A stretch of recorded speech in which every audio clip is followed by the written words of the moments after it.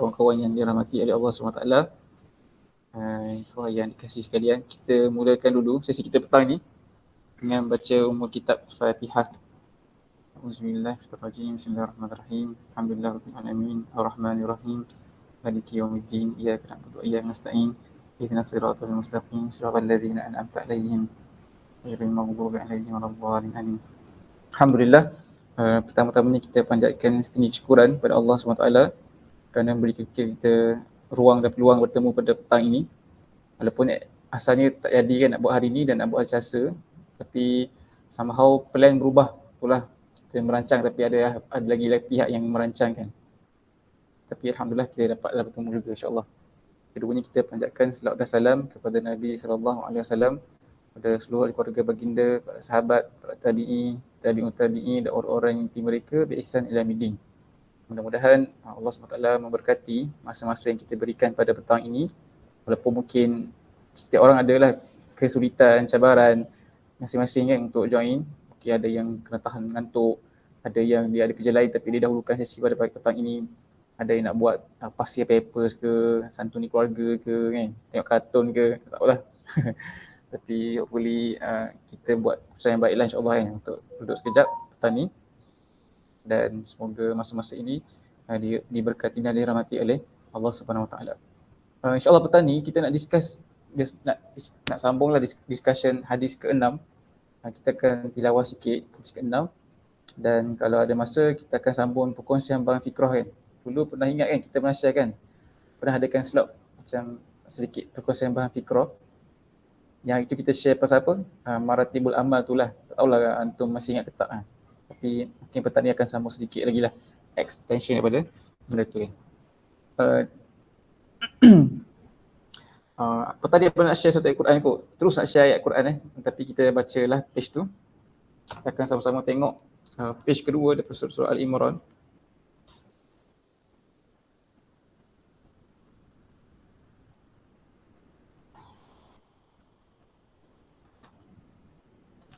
Kita ada 5 orang, 1, 2, 3, 4, 5, 6. Ada 6 ayat kan.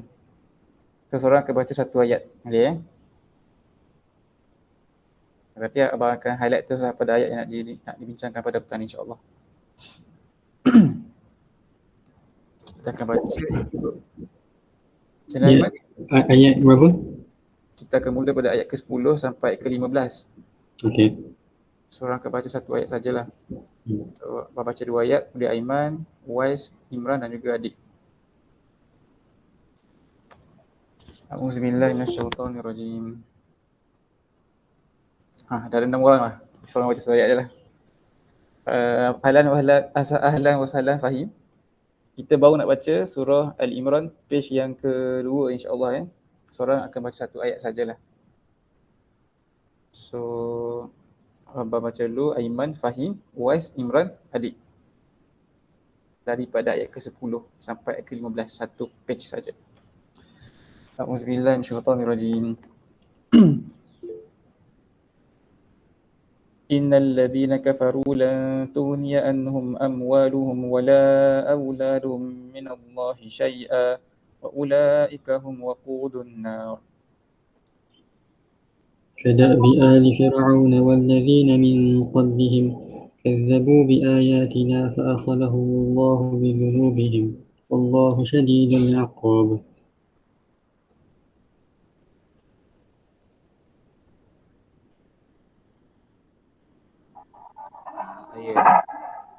Boleh je sambung. Ayat 12. A'udzubillahi minasyaitonirrajim. Lillazina kafaru satughlabuna wa tuhsyaruna illa jahannam wa bi'sal mihad.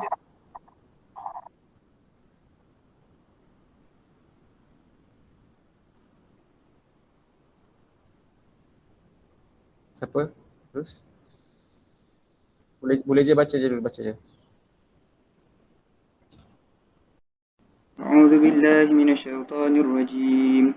قد كان لكم آية في فئتين التقتا فئة تقاتل في سبيل الله وأخرى كافرة يرونهم مثليهم رأي العين والله يؤيد بنصره من يشاء إن في ذلك لعبرة لأولي الأبصار.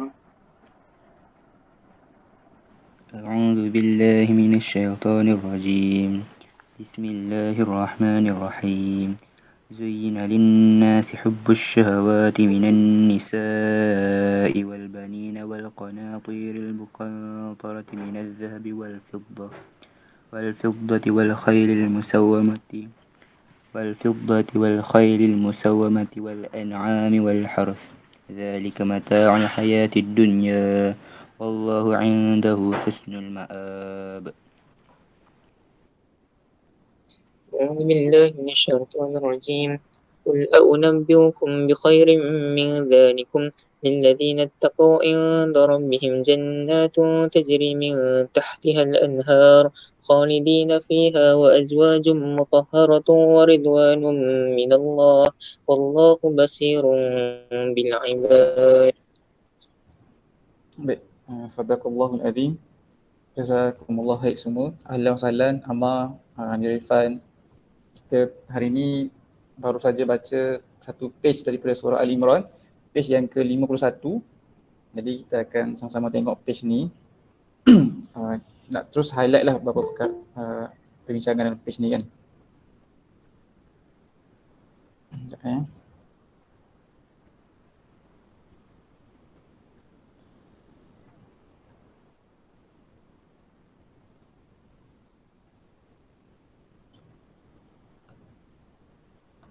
Nampak kan? Baik, itu nak ajak kita semua melihat di surah Al-Imran ni kita pernah bincang sebelum ni kan, dia adalah surah yang turun pada selepas berlakunya peperang Uhud. Kalau last week kita bincang surah Al-Anfal kan, yang Allah turunkan selepas perang Badar. Hari ini kita tengok surah Al-Imran yang turun selepas peperangan Uhud. Dua peperangan ini mempunyai dua situasi yang berbeza lah, sangat berbeza kan. Bezanya apa? Perang Badar ni dia turun dalam keadaan mereka perang tak prepare nak perang, tapi mereka kena perang, tiba-tiba menang dan mendapat banyak harta rampasan.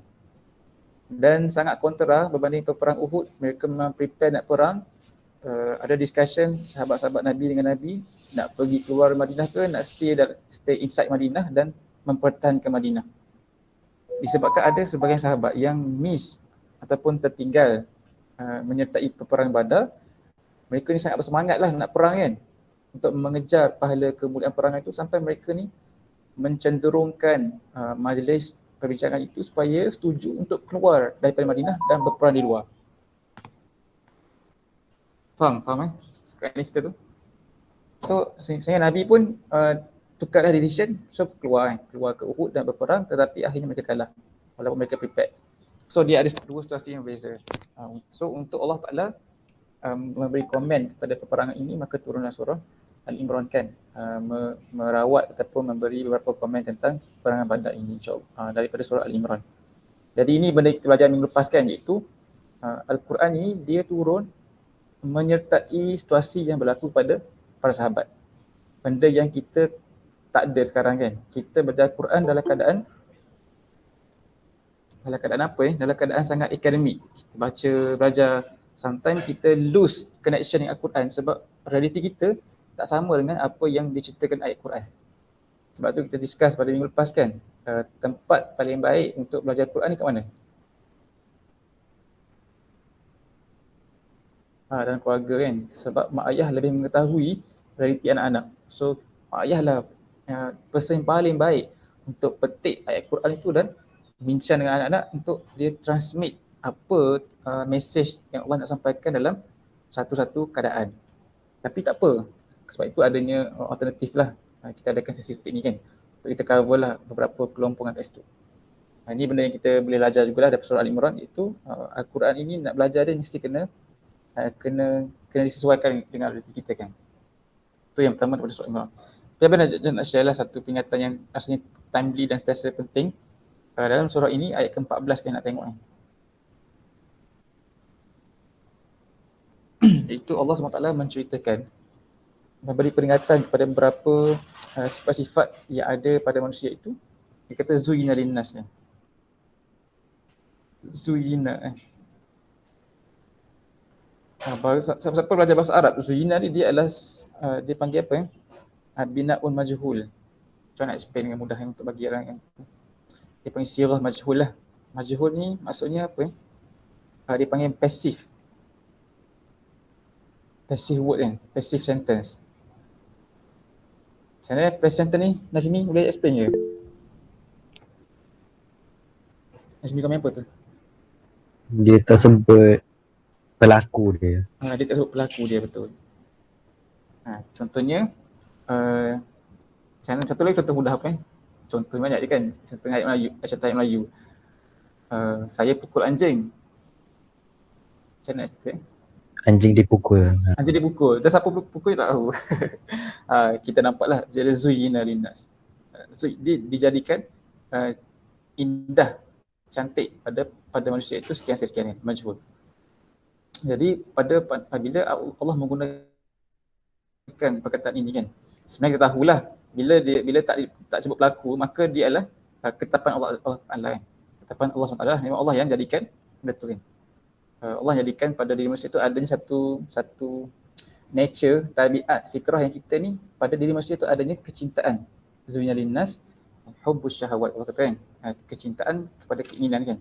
Syahwat ni keinginan kat sini, keinginan. Dan Allah menyebutkan beberapa perkara.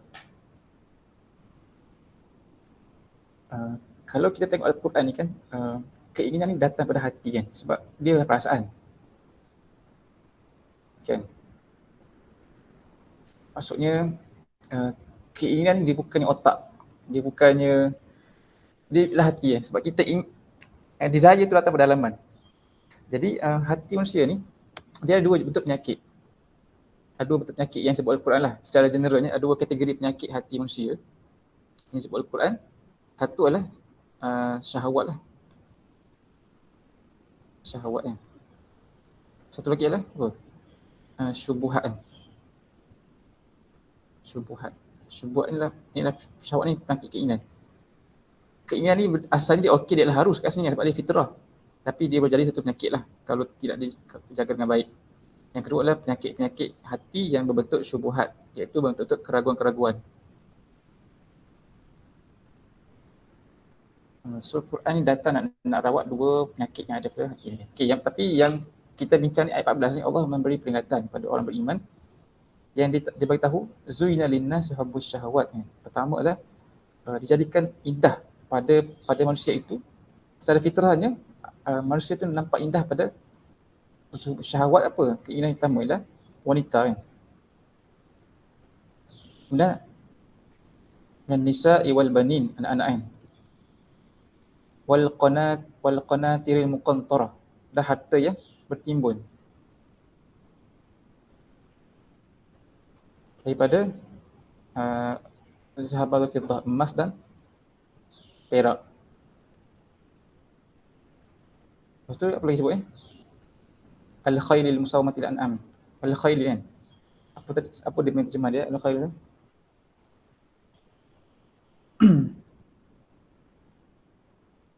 kuda peliharaan lah, ni kuda peliharaan. Kemudian sawah-sawah tanaman betul ke?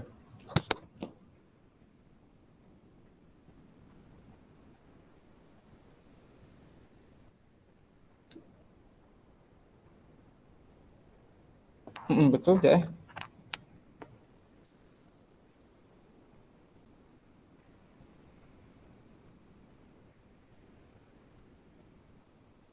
betul. Kuda pilihan tu selepas tu kan, wal an'am wal harth. Tu sebelum tu kuda peliharaan yang bertanda. Wal khayli tu lain, wal khayl musawamah. Tapi kat sini kata binatang ternak serta kebun-kebun tanaman. Okey, wal an'am wal harth. Kuda, lepas tu dia ada kuda pilihan, lepas ada sawah, wal harth tu yang sawah tu sebenarnya, wal an'am. Al harth tu tanaman. Dan al-an'am lah binatang-binatang ternakan ni. Ini adalah sumber-sumber ekonomi diorang dulu kan. Jadi ini beberapa perkara Allah sebut. Dia tak limit tu benda ni je. Tapi kenapa sebut benda ni? Sebab mungkin ni adalah contoh yang dekat dengan dengan realiti sahabat-sahabat di zaman Nabi SAW kan. Mereka mungkin tak adalah kereta macam kita hari ni, ada Lamborghini ke, tapi inilah beberapa perkara yang ada zaman tu yang dia sama je lah nature dia tu. Kalau dulu kita panggil kuda-kuda pilihan, sekarang adalah kereta kan, ataupun jet peribadi ke apa benda lah.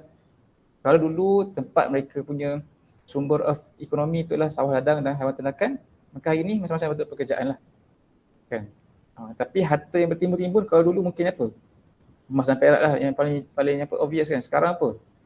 Jadi Bitcoin, saham ke, apalah bisnes-bisnes kita kan. Dan wanita dan anak tu benda yang penting. So semua benda ni benda yang harus sebenarnya kan. Maksudnya dalam fitrah manusia tu dia ada kecintaan pada perkara-perkara ini yang boleh. Dia bukan benda yang dikeji. Dia boleh. Dia adalah harus kita cari, kita nak miliki. Islam tu dia meraihkan perkara ini, tetapi Allah memberi peringatan sebab syahwat ni dia boleh jadi penyakit kalau dia berlebih-lebihan. Okay. Sebab tu di ayat yang berikutnya dia kata, hendakkah aku kabarkan perkara yang baik, iaitu bagi orang bertakwa disediakan sisi Tuhan mereka beberapa syurga yang mengalir di bawahnya sungai-sungai.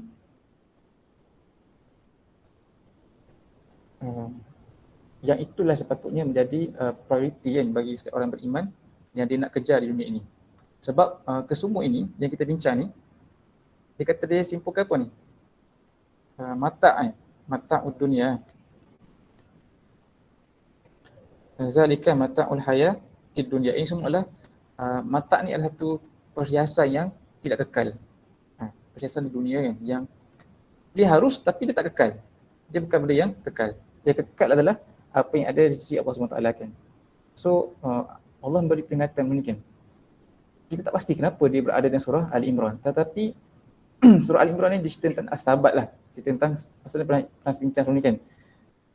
Dia nak angkat tema keteguhan. Keteguhan maksudnya apa nak bagi sahabat-sahabat ni maintain atas jalan benar. So ada dua faktor lah yang menyebabkan seorang itu dia tidak teguh. Tak teguh tu maksudnya dia tidak konsisten, dia tidak sahabat atas benda yang dia buat.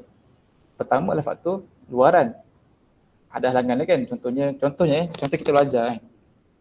Macam kita nak pasti kita teguh belajar, sahabat. Mungkin ada beberapa benda, kalau faktor-faktor luaran kita kata nak teguh belajar ni, apa yang menghalang kita nak belajar luaran? Contohnya, ke belajar. Betul, internet connection, keuangan mungkin, scholarship kan, ataupun macam tu lah dia luaran. Tetapi ada faktor dalaman kan. Contohnya dia dah tak minat belajar, ataupun ada benda lain lah yang menyaingi ataupun pelbagai malas sebagainya. Jadi itu konteks belajar, tapi sahabat yang surah Al-Imran angkat ialah sahabat di atas jalan Islam. Itu para sahabat ni kan. So dia bagi mindset dekat surah ini. Sebab sahabat-sahabat ni bila cerita surah Uhud, bila berlakunya perang Uhud ni, ada yang moral mereka down sebab mereka terkejut. Macam mana Islam yang dipimpin Nabi ni boleh kalah sedangkan kita tidak benar. Jadi adanya elemen keraguan kat situ kan. So nak merawatlah beberapa benda-benda yang boleh merosakkan sahabat ni, Allah explain beberapa ciri ataupun nature ada pada manusia kan. Dan benda yang boleh mengugat keistiqamah kita ni adalah benda ni. Antaranya kecintaan pada benda-benda ni yang asalnya harus tapi dia boleh menandingi tujuan hidup kita kan, yang lebih utama. Dan yang ini satu pernyataan yang timely lah, yang kita akan sentiasa diuji dengan wanita. Mungkin tak rasa sangatlah sebab belajar kan, tapi tak apalah siapa yang dah ada kan, tengah eyeing on somebody ke, ada kasih gelap ke, ataupun bila orang tu dah berkahwin memang akan nampak ujian perkahwinan tu akan efek kan, dia punya komitmen pada Islam. Ada orang sanggup buat maksiat ataupun buat benda yang haram kerana keterlampauan cinta pada wanita. Ataupun ada orang yang sanggup buat yang lebih daripada benda yang halal kerana anak-anak kan. Sanggup ambil rasuah untuk bahagikan anak contohnya. Ataupun meninggalkanlah kerja-kerja nak sampai Islam ke, di masjid ke, mengajak orang pada Islam, buat dakwah dan tarbiyah kerana terlalu banyak masa spend dengan anak-anak kan. Lebih prefer stay di rumah sama anak-anak. Jadi nature itu bukan ada pada kita je. Dia ada pada para sahabat yang mereka juga ada isteri-isteri, mereka juga ada anak kan. Kalau sahabat-sahabat ni ada kecintaan yang melampau pada wanita, isteri-isteri mereka, anak mereka, mesti mereka tak lagi perang, betul tak? Sebab rasa berat lah nak tinggalkan family kan untuk pergi keluar perang. So ayat ni dia nak merawat lah benda tu lebih awal sebelum mereka ni disuruh banyak bekerja kan. Sebab Islam tu menuntut komitmen untuk masa. Sometimes clash dengan kita punya keinginan mencari duit dengan komitmen pada Islam. Sometimes clash tau kan. Contohnya nak solat pun dah clash dah. Solat tu simple je padahal kan. Sebab solat ni mungkin perlukan berapa minit, 5 minit kan. Ada orang mungkin kata dia ada bisnes online kan. Layan customer, tapi sebab nak close deal tu sampai miss waktu solat. Padahal solat tu mungkin 5 minit je. Tapi komitmen pada Islam lebih daripada solat. Contohnya nak cari orang kan, nak jumpa orang, cerita pasal Islam, mungkin perlukan masa apa? 2 jam, 3 jam. Kalau kita ni sayang pada bisnes kita, kita kena pilih salah satu kan. Nak proceed bisnes ke, nak proceed sampai ke sama orang. So akan adanya konflik kat situ lah yang akan mengganggu komitmen kita kan.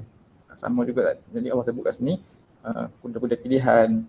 Mungkin dalam kalangan kita ni ada penggemar-penggemar apa suka nak, memang dah aim kan, nanti belajar ni sebab nak kerja bagus, dah fikir dah dia nak beli Honda CR7 nanti, letak kat rumah 2 biji, memang dah ada aim benda tu kan.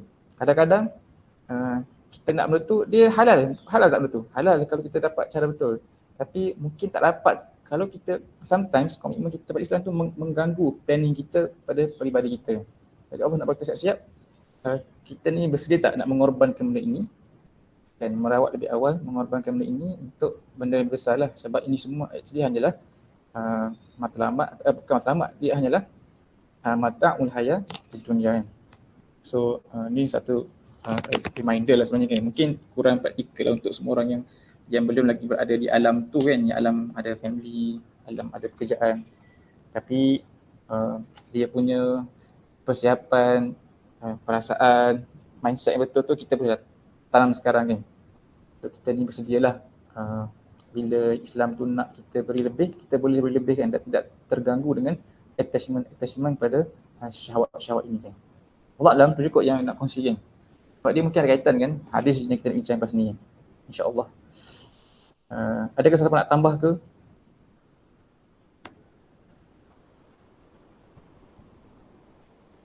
Ada? Tak ada?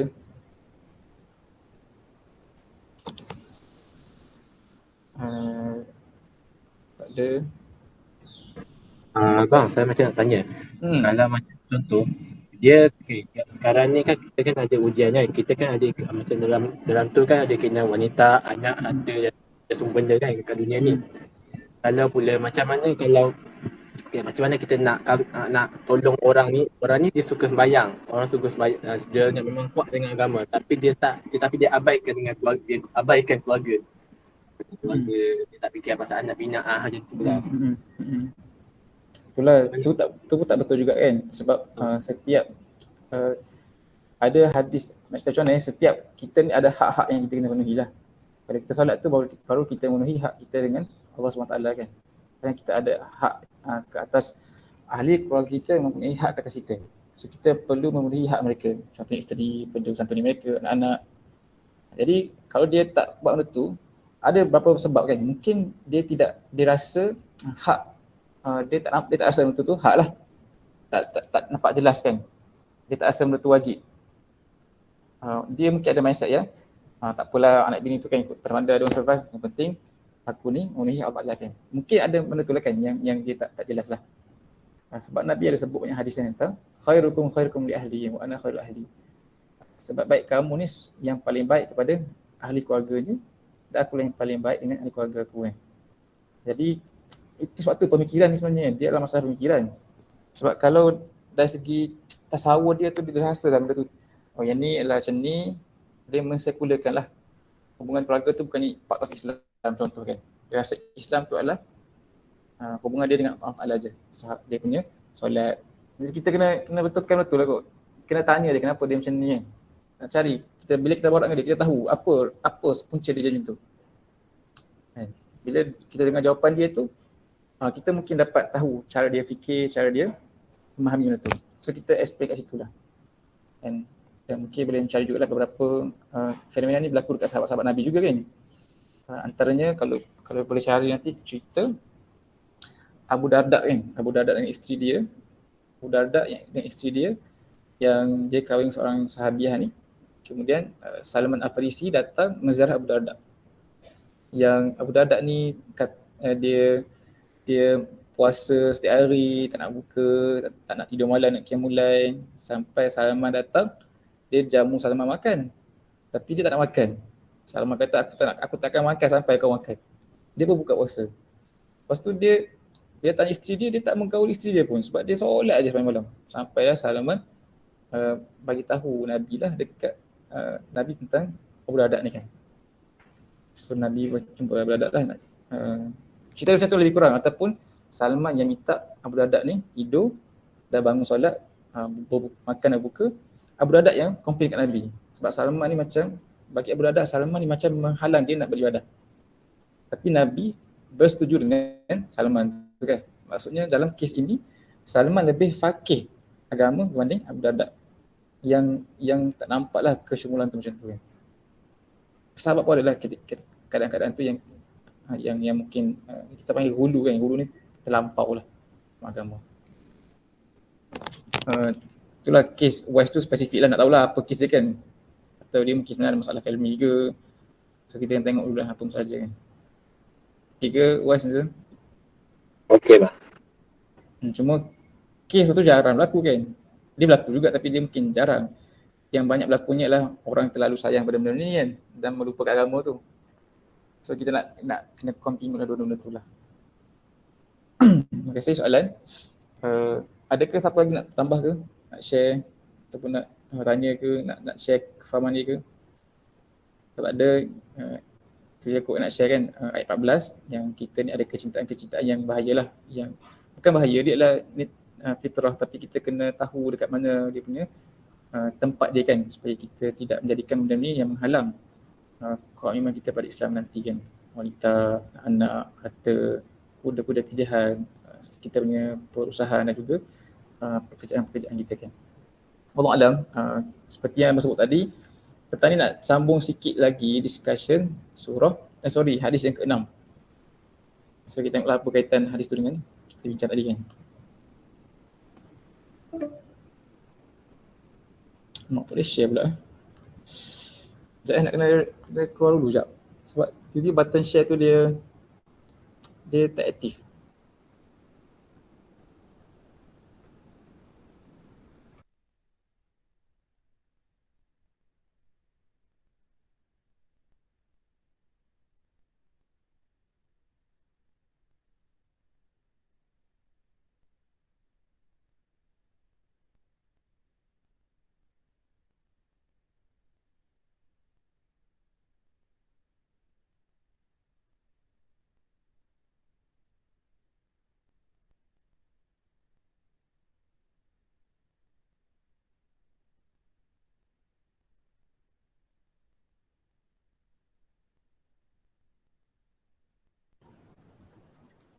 Okay. Bismillahirrahmanirrahim. Assalamualaikum. So petang ni dengan sepantas-pantasnya lah kita cuba nak cover hadis ke-6 ni kan. Kita cover hadis ke-5 pada minggu lepas kan. Minggu lepas kita tengok surah Al-Fil. Tapi sebelum tu kita tengok surah hadis yang ke-5. Boleh tak siapa yang boleh tolong recap hadis ke-5 ni cerita siapa dan apa dia punya ibrah secara pantas nak cakap kan. Adakah semua orang on the right page and pace? Aiman ke mungkin boleh share sikit?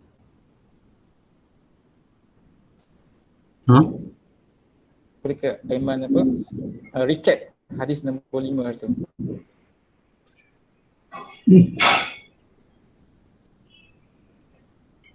Lupa.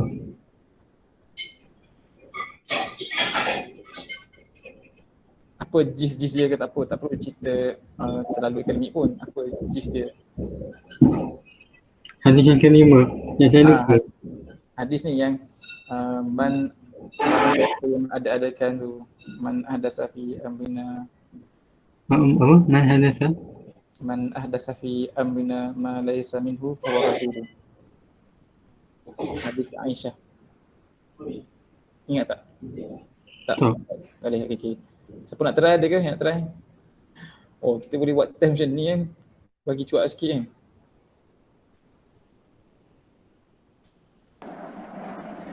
Tak mesti Najim. Siapa nak try, ada?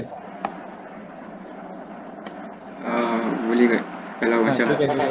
untuk hadis kelima tu yang kita belajar pasal sesiapa yang macam mengadakan perkara yang tak ada, iaitu macam yang Nabi SAW mungkin tak buat, ataupun kita mengadakan perkara baru dalam Islam, so itu merupakan satu perkara yang tertolak. Dan dalam hadis tu juga ada sebut pasal amrina yang macam based on slide abang tu akan ada amrina pasal apa, dunia dengan ibadah. So kalau dunia tu contohnya macam kita nampak apa tujuan Nabi SAW ni, dia macam turun, dia bukan nak bagi apa sana tapi dia kiranya macam kita boleh tahu ibadah dalam Islam ni salah satunya dia merupakan satu yang kita ikut, bukan merupakan satu benda yang kita mulakan. Macam itulah lebih kurang. Faham ke? Apa dia? Yang lain boleh faham ke yang Imran share? Tak faham. Tak tahu saja yang lain. Okey Imran, betul tu. Ni nak recap je kan, sebab rasa macam kita go through je kan, tapi tak tahulah macam mana penerimaan sebagainya kan. Tapi okeylah, apa yang Imran share tu kan, yang basically hadis tu cerita tentang dalam urusan amrina tu kan, kita ceritalah itu dalam Islam tu ada dua bentuk urusan. Satu amrina, satu umur dunia kan. Umur dunia. Jadi amrina tu dia ditarifkan dalam perkara-perkara khusus. Tapi dalam aspek yang lain, dalam urusan-urusan keduniaan, which kedua-duanya tu adalah Islam, tapi ada satu amrina, satu umur dunia. So yang ditolak tu adalah bila kita mengada-adakan benda dalam ruang lingkup amrina tu. Tapi kalau kita mengada-adakan benda baru dalam ruang lingkup umur dunia tu, dia dah boleh kan. Kita boleh buat penciptaan, innovation dan sebagainya. Sebab memang kita ni Nabi tak diturunkan untuk mengajar cara umur dunia tu. Macam nak buat kek, macam nak buat apa kereta ke, macam nak bercocok tanam. Tapi Nabi datang untuk betulkan kenapa kita buat benda tu je kan. Tapi caranya tu terbuka pada kreativiti masing-masing. Itu dalam konteks umur dunia. Tapi Nabi datang untuk ajar cara nak melaksanakan amrina, iaitu hal-hal ibadah khusus kan. So dalam konteks ibadah khusus itulah yang ditolak kalau siapa yang adakan perkara baru. Itu basically hadis yang kelima cerita tentang sumber Islam lah kan, yang sepatutnya kita ni ambil daripada Nabi SAW lah. Okey, hari ni kita tengok hadis yang ke-6. Hadis yang ke-6 ini rasanya semua orang pernah dengar hadis ni kan. Hadis ni sangat penting dan dia dua bahagian lah. Kita selalu dengar bahagian kedua tu, iaitu dengar kedua bahagian, tapi selalunya kita dengar dua-dua bahagian ni split kan. Satu kita dengar bahagian satu dan kita dengar bahagian dua tu di separately lah. Jarang-jarang kita bincang benda tu bersekali. Tapi rupa-rupanya dia dalam satu hadis yang sama. Kita baca Kita minta siapa baca Tak orang lain nak baca. Minta Akram bacakan, boleh Akram ni? Boleh.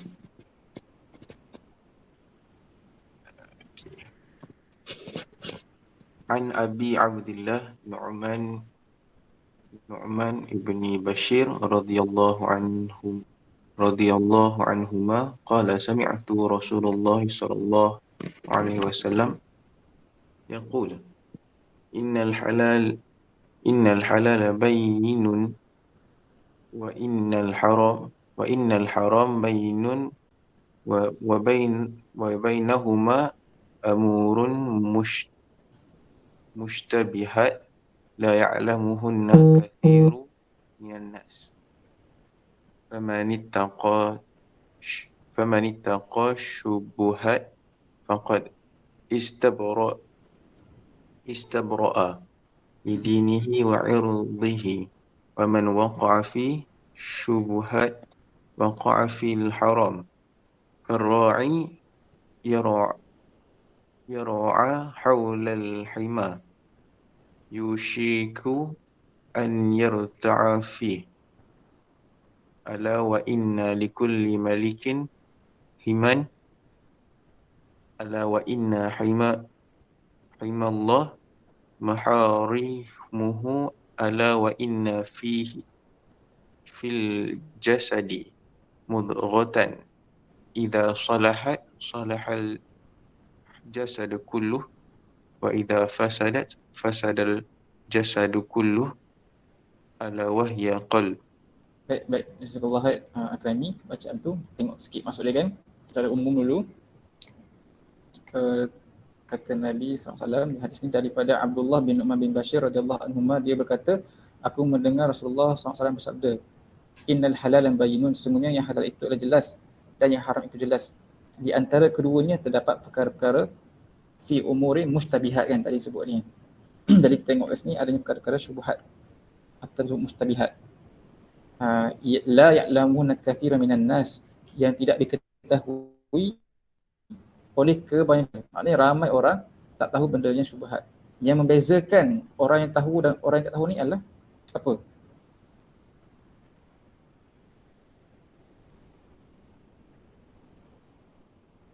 Sebab dia kata kat sini kan, perkara syubhat ni la ya'lamuhunna katsiran minan nas, tidak diketahui oleh banyak daripada manusia. Apa yang menyebabkan orang itu tahu apa ataupun tahu? Betul kat sini. Al-ilmu tu lah. Al-ilmu tu kan. Sebab tu ada la ya'lamuhunna katsiran tu. So yang bezakan al-ilmu tu betul. Inilah. Maka faman ittaqa asy-syubhat faqad istabla'a li dinihi wa irdihi. Barang siapa yang takut menjaga dirinya, menjaga diri, ittaqa ni takut tapi tak best takut ni, macam menjaga diri sebenarnya. Menjaga diri terhadap syubhat bererti dia telah menyelamatkan agama, pertama agama, yang kedua adalah kehormatannya. Jadi orang yang mendekati syubhat ni, mereka ni sebenarnya telah mempertaruhkan agama dan kehormatan dia. Barang siapa yang terjumus dalam perkara syubhat, maka ia telah terjumus dalam perkara yang haram. Padahal syubhat ni bukannya haram, dia adalah syubhat, tetapi hadis dia menyebut kalau kita menjerumuskan diri dalam syubhat, maksud sini membiasakan diri syubhat, maka kita telah memasuki ruang-ruang perkara yang mungkin haram. Jadi kita tengok kenapa kata macam tu kan, penting ni kan. So dia buat contoh, sebagaimana pengembala yang mengembala haiwan gembalaannya di sekitar ladang untuk memasukinya, maka lambat laun dia akan masukinya. Ketahuilah bahawa setiap raja memiliki kawasan larangan dan larangan Allah adalah apa yang dia haramkan. Ketahuilah bahawa dalam diri ini terdapat segumpal daging. Jika dia baik, maka baiklah seluruh tubuh ini, dan jika dia buruk, maka buruklah seluruh tubuh. Ketahuilah bahawa itu adalah hati. Okey, setakat ni kita minta lah siapa-siapa boleh explain tak apa dia faham ni. Minta adik lah, mungkin adik boleh share apa yang adik dapat pada hadis ni. Secara surface dia baca hadis ni. Ni cara lain sikit hari ni. Okay, kalau kita buat ayah saya, kalau waktu doa tu memang selalu juga doa untuk apa, jauhi diri daripada perkara yang syubhat.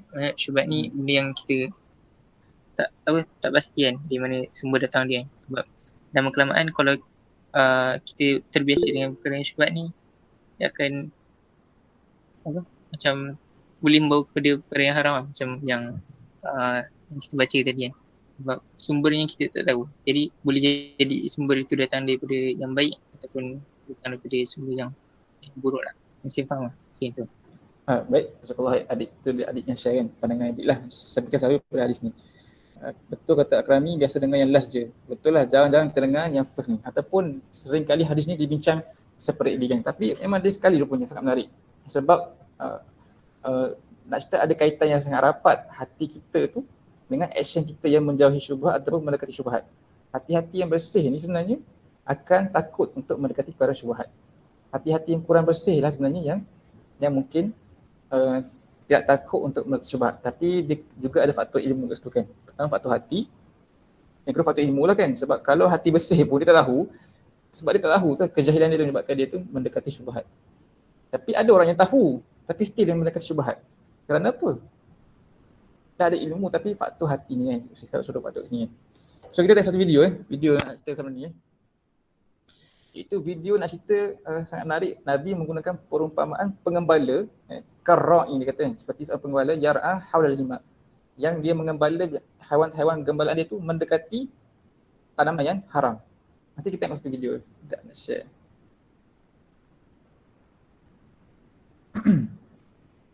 Oops. Lama.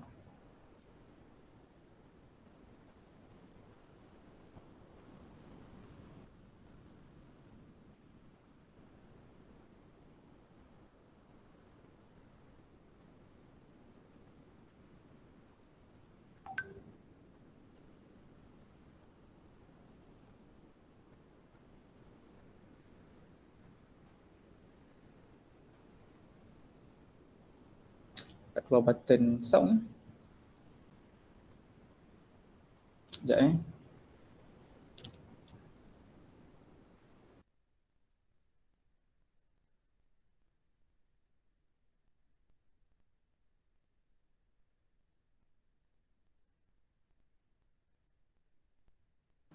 banyak pula gangguan teknikal petang ni.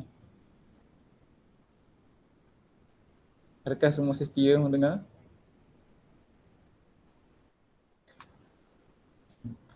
Jawab macam malas-malas saja. Okay, kita tengok contoh yang menarik lah. Video ni cerita tentang reality ni kan ni. الحمى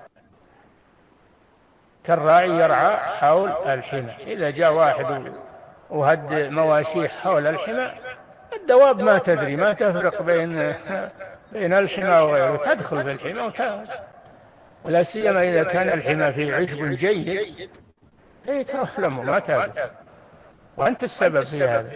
ليش تجيش حول الحمى؟ ورا ما تروح بعيد. هذا مثل ضربه النبي صلى الله عليه وسلم. الذي يقع في الشبهات مثل الراعي الذي يرعى حول الحمى، لا يملك دوابه، لابد تفلت عليه، تقع في الحرام والمحمي. ما هو حمى؟ Okay, cukup lah tu. Faham ke video tu? Tak faham kan? Tak apa, tapi kalau based on binatang tu faham tak?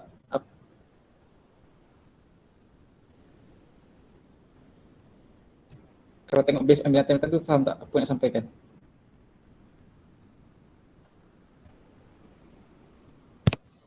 Siapa boleh apa? Cerita. Faham juga? Kan dia buat perumpamaan kan menjaga syubhat ni seperti Nabi kata tadi apa? Sebagaimana pengembala yang mengembalakan haiwan gembalaannya di sekitar ladang yang dilarang untuk masukinya.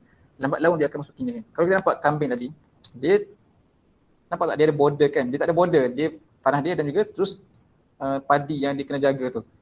So sometimes sekali-sekali dia masuk padi tu. Which itulah kesalahan dia. Sebab dia terlalu dekat dengan benda yang larang tu.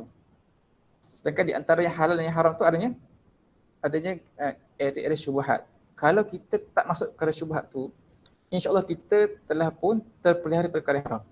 Tapi kalau kita bermain-main di apa? Di kawasan yang syubhat itu. Okey, ada macam ni So dia ada area kan. Okay. Ni halal lah. Ni yang haram. So inilah perkara yang syubhat. So kalau kita duduk kat sini, insya-Allah kita terpelihara pada haram. Tapi kalau kita bermain-main kat sini, boleh tak main-main kat sini?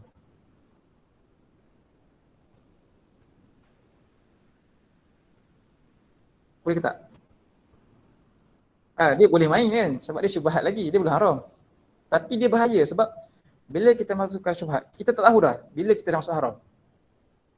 Sebab dah tak nampak dah beza dia syubhat dan haram.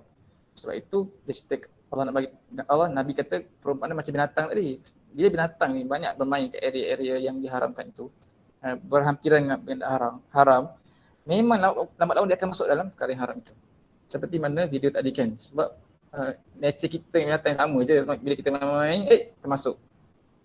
So itulah hadis nak cerita tentang menjauhi perkara-perkara yang syubhat lah. Sebagai tanda kita ni Pertama kan dia kata kat sini, kalau kita protect diri kita daripada perkara yang syubhat ini, kita telah pun istibra'ah lidini wa irdi. Itu orang-orang yang menjaga perkara-perkara yang syubhat ini, mereka telah pun menyelamatkan agama kan. Penting ni menyelamatkan agama dan juga menyelamatkan kehormatan.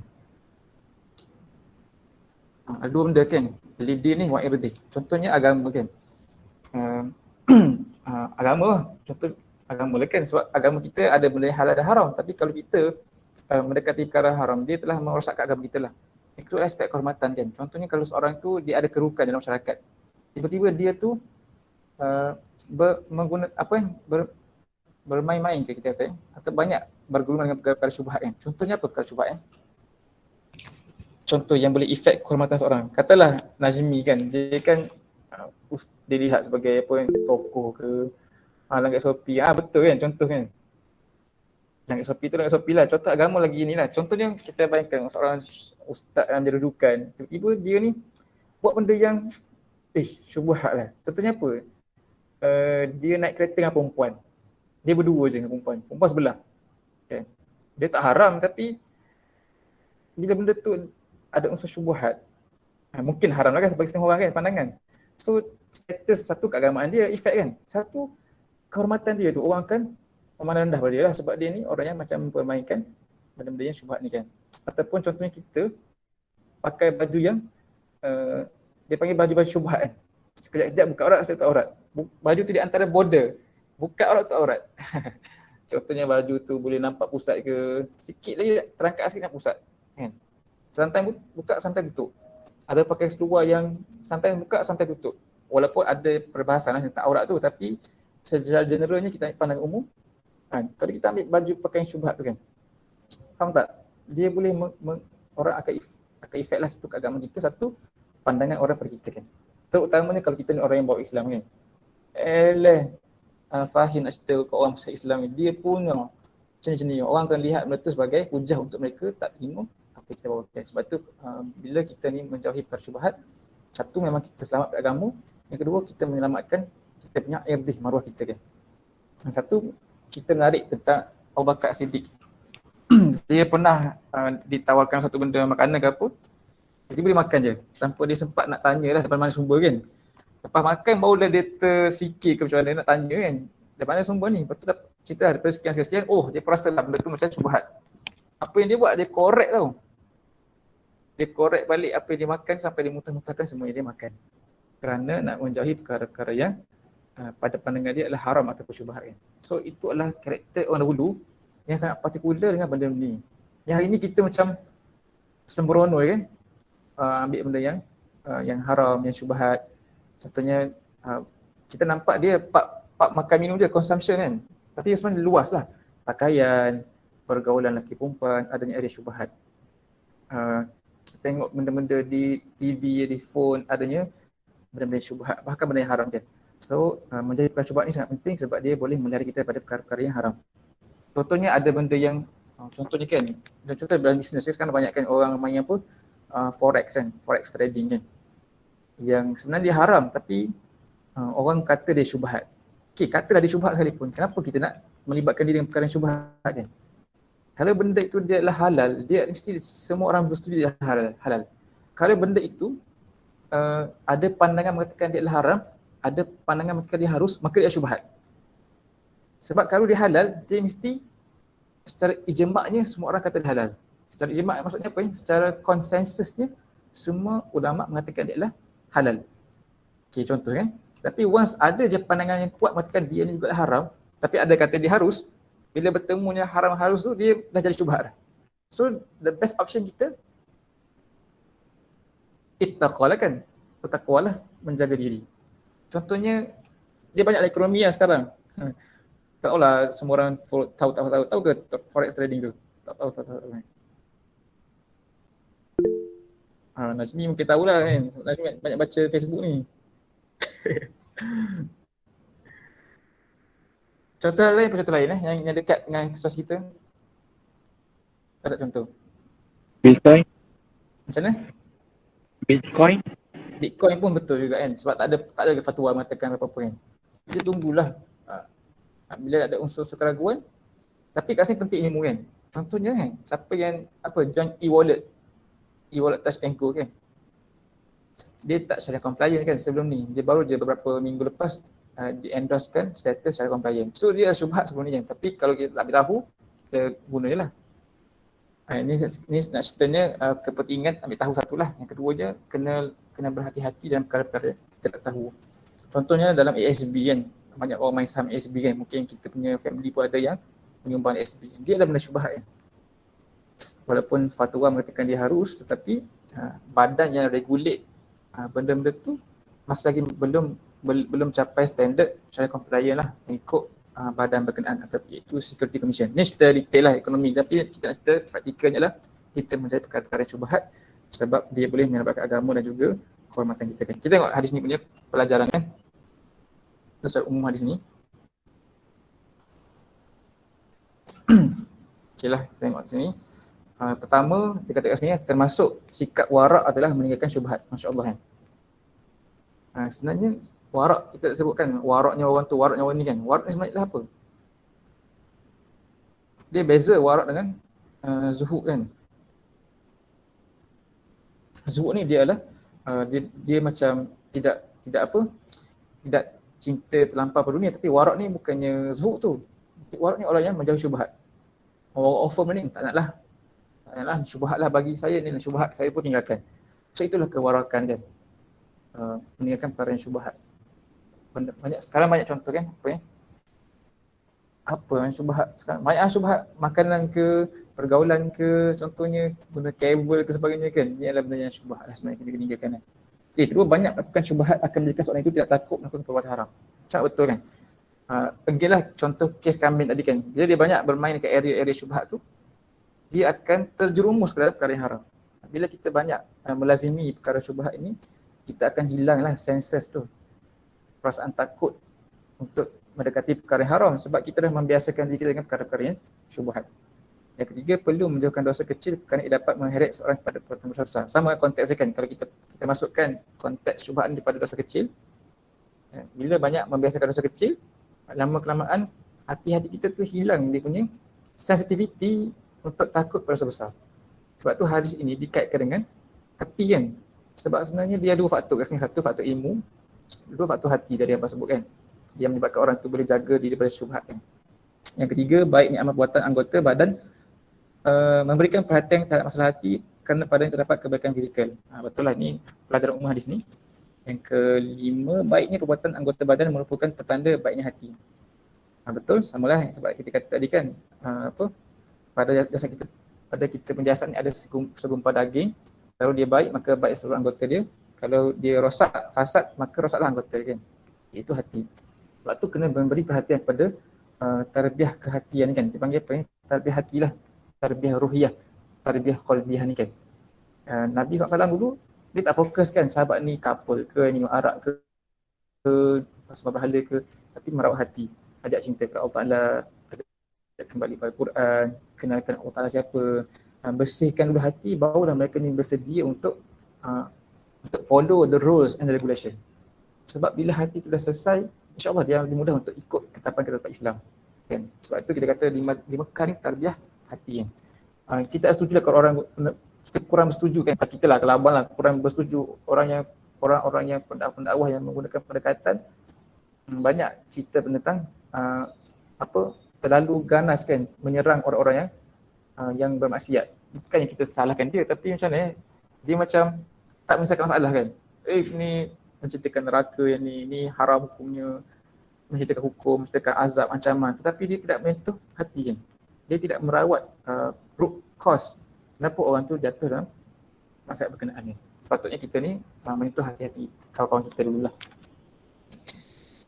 Yang keenam kata sini, petanda ketakwaan seorang itu dia meninggalkan perkara-perkara yang diperbolehkan kerana khawatir akan terjumus pada perkara-perkara yang haramkan. Sangat bagus kan. Ada orang dia tinggalkan benda tu boleh tapi dia tinggalkan. Okay. Contohnya ada orang bagi makanan apalah coklat daripada overseas kan. Ada pun tak ada halal ke apa. Dia pun ambil tapi tak makan kan sebab nak jaga dia punya takut dia masuk dalam perkara-perkara yang haram kan. Ataupun contohnya kita naik kereta, katalah kita naik Grab kan. kita boleh pilih kan Grab tu driver lelaki ke perempuan. Kita boleh drop lah option kan kalau perempuan. So kita boleh je naik Grab lelaki perempuan. Dia syubhat kan, walaupun mungkin nak buat apa pun naik Grab je, tapi benda tu adalah benda yang syubhat. Sebab tu lah benda tu nak kena diberi perhatian lah. Kalau orang-orang yang warak tu dia tak buat lah benda macam tu. Dia terus meninggalkan benda tu kan. Menutup pintu terhadap segala peluang-peluang perbuatan haram serta haramnya cara ke arah sana. Itu nombor 7 lah kan. Penting kita ni menutup pintu-pintu yang boleh membawa, satu pintu-pintu haram, yang kedua pintu-pintu yang boleh membawa perkara haram.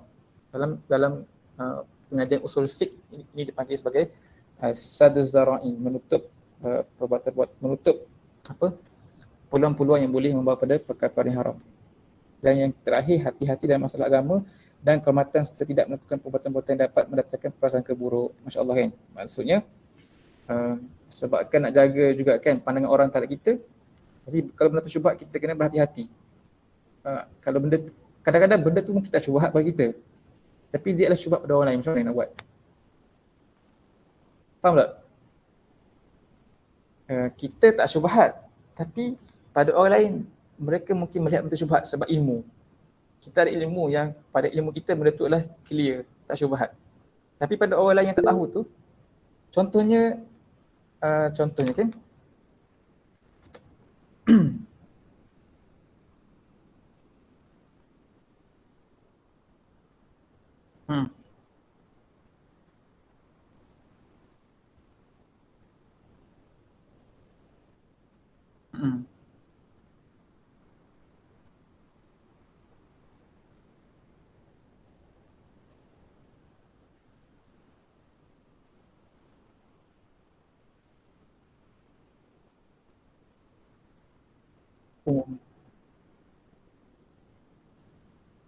okey.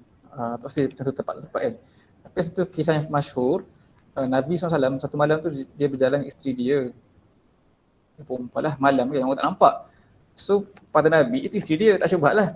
Tapi sebabkan orang tak nampak perempuan tu dan tak kenal si Nabi, ada sahabat mungkin nampak Nabi berjalan dengan perempuan ajnabi. So Nabi buat apa? Nabi panggil sahabat tu. Panggil-panggil, Nabi terus cerita, ini adalah isteri aku. Padahal tak ada apa-apa lagi. Tapi Nabi nak meng-clearkan situasi tu supaya orang tak nampak Nabi ni sedang melakukan perkara syubhat. Meng-clearkan syubhat. Boleh ke? Sometimes kita buat benda yang mungkin dilihat syubhat pada orang, kita kena explain tu kan. Ini bukan syubhat sebenarnya, tapi mungkin orang ramai melihat dia syubhat kan. Especially bagi orang-orang yang ada kerukan lah. Faham ke? Tak boleh? Boleh, tak boleh. Maksud dia macam ni lah. Contoh dia kita kena jauh daripada benda yang boleh mendatangkan fitnah. Macam tu. Itu betul, satu, jauh daripada fitnah. Tapi kalau benda tu tak fitnah sepatutnya, tapi mungkin orang anggap dia fitnah kan. So kita kena buat macam declaration lah. Kena buat pemakluman ke penerangan lah supaya menghilangkan siap-siap kemungkinan adanya timbul prasangka orang. Okay. Itu pelajaran umum. Tengok lagi beberapa pelajaran yang lain yang lebih spesifik. InsyaAllah Okay. Okay, yang pertama dekat kat sini. Islam ni tidak hanya hitam dan putih. Banyak perkara pula tidak dijelaskan halal atau haramnya, sama ada kerana belum timbul masa tersebut di zaman awal Islam atau kerana hikmah yang Allah telah tentukan kan. Jadi betul kan, Islam ni bukannya halal haram. Dia ada perkara syubhat yang banyak lah. Bukan syubhat yang banyak. Banyak perkara yang tak jelaskan statusnya. Tapi kebanyakannya dia harus. Cuma ada beberapa sebab lah kenapa Allah Ta'ala tidak mengatakan dengan spesifik ini haram ataupun ini adalah halal. Sebabnya mungkin pertama benda tu tak berlaku zaman Nabi, so tak dapat nak keluarkan judgement. Ataupun memang Allah sengaja mendiamkan setengah perkara kerana dia ada dibolehkan. Okey. Nanti kita discuss lah hadis yang 30, tak apa. Yang kedua kat sini katakan, apa yang ingin dididik oleh Islam ialah perasaan tunduk dan patuh pada Allah dan bukan hanya semata-mata membuat perkara yang wajib dan meninggalkan sesuatu yang haram. Kadang-kadang orang tu kan, kenapa dia buat benda syubhat? Sebab dia bukan haram. Faham ke? Dia hanya follow status hukum tu. Okay, ini harus, ini sunat, ini makruh, ini haram. Oh, ini makruh je, bukannya haram. Bila kita ni terlalu rely on pembahagian hukum tu dan kita hanya tidak buat perkara yang haram, sebab itu kita rasa okey perkara syubhat, okey benda makruh sebab dia bukan haram. Sedangkan sepatutnya Islam kita didik, kalau Allah larang, Nabi larang kan, Nabi tak buat, kita tak buat lah. Walaupun mungkin benda tu boleh dibuat sebab dia status makruh. Sebabnya kita buat benda tu bukan kerana hukum, tapi Islam nak didik kita tunduk dulu kepada perintah-perintah yang dibawa oleh Allah dan Rasul kan. Tunduk pada perintah tu dulu, datang hukum tu kemudian. Hukum ni datang pada abad-abad yang kemudian kan, bukannya pada zaman Nabi dan para sahabat. Di awal Islam, para sahabat diajar supaya meninggalkan segala yang dilarang oleh Nabi tanpa bertanya adakah larang itu haram atau makruh. Tiada istilah itu bagi mereka kerana bagi mereka semua yang dilarang oleh Nabi perlu ditinggalkan terus. Yang disuruh pula akan dibuat semampu mungkin tanpa bertanya sama ada ini sunat atau wajib, fardu, sekian-sekian. Nama dan batasan makruh hanya timbul setelah 1 abad selepas generasi awal Islam berlalu. Keadaan ini menimbulkan satu pattern baru dalam masyarakat Islam, iaitu perasaan tidak ada apa-apa melakukan yang makruh kerana ia makruh sahaja dan bukannya haram. Masya Allah kan, sangat menarik lah. Sebenarnya bagus pembagi hukum tu sebab untuk masyarakat Islam, sebab tak semua orang tahu nak menilai benda-benda ni kan, ni haram ke makruh. Tapi bila dia adanya hukum-hukum ni, dia satu pattern baru sebab kita ni ambil hukum je tapi tak ambil spirit yang kita ni adalah ibadah dan khalifah kan. Kalau kita semua jelas kita ni in the first place adalah abid, kena sembah Allah SWT, kita buat je benda sunat ke sebab nak buat benda tu bukan kerana dia sunat tapi kerana nak please Allah SWT. Hukum tu datang kemudian kan. Walau bagaimanapun kata Islam bukanlah pengetahuan tentang hukum tu haram, makruh, sunat dan wajib semua itu tak berguna. Ia berguna untuk dakwah kita dan ketika menyuruh orang lain kerana kita tidak boleh maksa seorang itu meninggalkan satu yang makruh atau masih lagi haram yang dipertikaikan oleh ulama. Ini betul kan cerita kan. Penting hukum supaya kita tidak memaksa orang pada benda yang bukan tempatnya. Sebab contohnya ada benda-benda yang makruh, kita tak dipaksa orang tinggalkan. Serta benda makruh, dia orang buat tapi dia makruh, dia bukan haram, dia makruh. Tentulah orang kata makan budu makruh kan, tak pastilah, tak betul kan.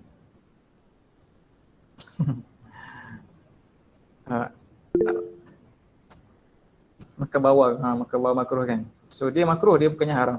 Tapi so kita tak boleh nak mengharamkan benda yang makruh lah. So sebab tu pentingnya hukum-hukum ni. Okay. Kita sambung sikit lagi, dia kata kat sini apa lagi bawah ni. Perlu dibezakan untuk mewajibkan diri sendiri dan satu orang lain. Okay. Panjang lah pula benda ni. Kata kat sini, untuk diri sendiri kita boleh memaksa diri kita, tapi untuk orang lain tak boleh paksa-paksa lah. Okay. Yang keenam, dia kata kat sini pentinglah, yang poin-poin ni penting kot. Ni untuk para pendai. Kata mukmin da'i sepatutnya lebih menjaga perkara syubhat kerana ia mungkin membawa efek pada dakwah yang akan dibawanya.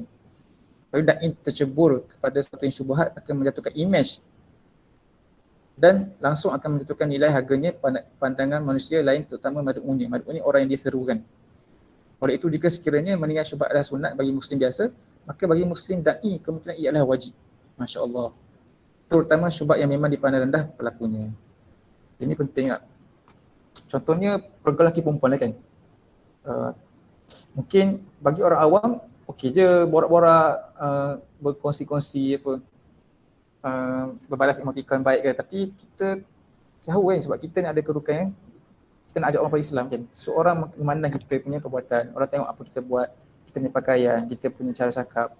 So benda mungkin yang biasa pada orang yang mengajak pada Islam ni, pada pendakwah, dia kena tengok benda tu lebih strict lah. Lebih strict dia tengok tu kan. Patutnya dia tak nak, dia kena lebih berhati-hatilah sebab dia menjadi rujukan dan menjadi hujah pada orang lain. Contohnya cuba kita bayangkan kan ada isu apa, makan apa tu, Fabrican yang kosong 0.01 carbon tu kan. Sama ni kan ada, tahulah, follow yang air minuman yang Barbican benda lah nama dia kan. Dia mungkin kata dia sekalipun boleh diminumkan kan, tapi sebabkan dia, faham tak, kalau kita minum dia khalayak pula kan, sebab dia boleh menimbulkan banyak menjejaskan imej orang da'i kan. Terlebih kalau ustaz lah, ataupun pergi sinema pun tak bagus tak, sebab kat situ berlakunya percampuran lelaki perempuan, entah filem apa kita tengok. Kata kita pergi seorang je, tak campur orang pun, tapi tempat tu dah tempat yang tak baik. So dia boleh effect image seorang da'i kan, yang tak sesuai lah benda tu yang status dia kena. So dia kena tinggalkan benda syubhat ni. yang ketujuh kat sini, hati bagi dakwah tempat fokus dakwahnya. Kita tidak mengubah tangan, kaki dan badan manusia, tapi kita mengubah hati manusia kan. Okeylah, para sahabat tidak pula mudah memotong kain-kain lansir rumah mereka hanya semata-mata untuk ia jadikan sebagai hijab bagi mereka ketika turunnya ayat penutupan aurat. Semuanya hasil dari hati yang merasakan kebesaran Allah dan merasai patutnya mereka mendengar dan taat kepada semua perintah Allah SWT. Okey, masya-Allah. Yang ketujuh, cerita tentang kepentinganlah kita ni menterbiah, mendakwahi manusia memulai dengan hati-hati mereka kan. Dan last sekali, kita ni nak bina orang takut pada Allah, bukannya manusia yang bertudung dan tidak berkapal atau meninggal maksiat kerana undang-undang atau malu pada masyarakat. Kita mahu membina manusia yang hatinya merasa mereka adalah hamba dan bukannya manusia yang tunduk bangun solat tapi hatinya kosong dari rasa ubudiah kepada Allah Subhanahu Wa Taala. Maknanya kita nak orang ni buat satu amalan, banyak lagi menjalankan Okeylah, sama dia poin-poin dia ni yang saya hujung-hujung ni kan. Itu tentang kepentingan hatilah, membina dan mengubah hati manusia lebih utama. Sebab kalau orang bertindak, beramal kerana hukum hakam ataupun larangan-larangan ataupun adab masyarakat, dia tak sama nilai dia kerana dia buat voluntarily kerana ibadah ataupun nak tundukkan diri kepada Allah SWT. So itu benda yang kita nak bina dalam diri kita dan juga pada diri orang lain daripada hadis ni lah. Allah Alam lah, cukup sedikit kan daripada hadis ni. Mengajak kita semua untuk lebih berhati-hati dengan perkara-perkara yang syubhat. So